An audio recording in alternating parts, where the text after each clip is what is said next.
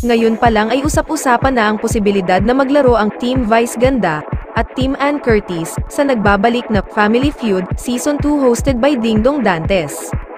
Kaya lang daw, hindi pa swak ang schedule kaya hindi pa ito mapapanood sa unang linggo, pero refresh ang sa paningin na muling makita sa bakuran ng GMA Network ang mga taga-ABS-CBN, lalo na't dahil ito sa pag-ere ng noontime program sa GTV channel ng Kapuso Network.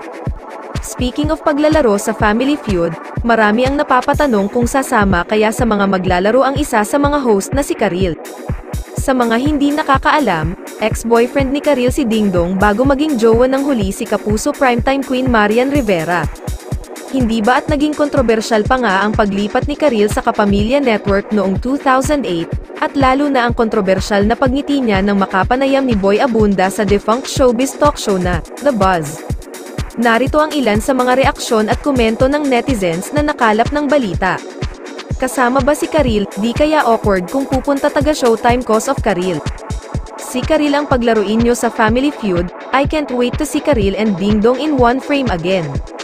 Kasali ba si Karil sa Family Feud? Nagsimula sa blind item sa Twitter ang pagkikita at pagbeso-beso ni na Marian Rivera at Karil.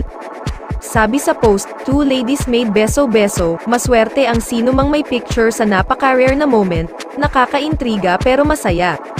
Naganap nga ito nang magkita si Marian, kasama ang asawang si Dingdong Dantes, at si Karil na kasama naman ang manager niyang si Arnold Vega Fria, sa dinaluhang opening ng Couture Simo store ng Dubai-based na fashion designer na si Michael Cinco, sa Greenbelt 5, in Makati.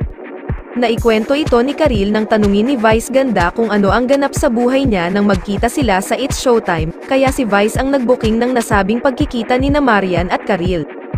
Pero ang tanong, nagbeso rin ba siya sa ex? Pareho ng happily married sina Marian at Karil, dahil nagpakasal na rin si Karil kay Yael Yuzon, kung sina Dingdong at Marian ay mayroon ng 2 baby samantalang wala pang anak sina Karil at Yael, wala pang tugon, reaksyon, o kumpirmasyon mula sa kampo ni Karil kung sasama nga siya rito o hindi.